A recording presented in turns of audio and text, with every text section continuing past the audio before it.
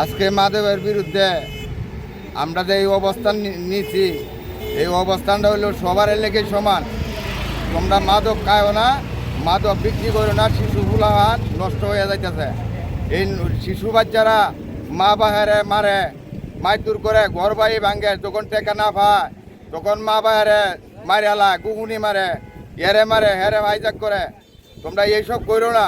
আমরা সরকারের কাছে দাবি চাই, এই মাদক যাতে পাচার বাংলাদেশও না হয়, মাদক যাতে কিনাকাটা না করতে পারে, এটার একটা ব্যবস্থা নেন।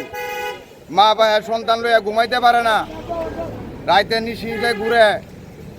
সন্তান লইয়া আমি আতঙ্ক আছি, আমাদের সন্তান লইয়া আমার এই এলাকা বিরাট আতঙ্কই আছি।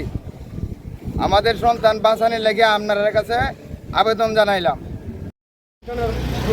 এটার মধ্যে মাদক কারবারি যারা আছে তারা সহজে লেনদেন করতে পারে এবং লেনদেন করতে অনায়াসে পুলিশের অগোচরে, প্রশাসনের অগোচরে তারা চলে যেতে পারে।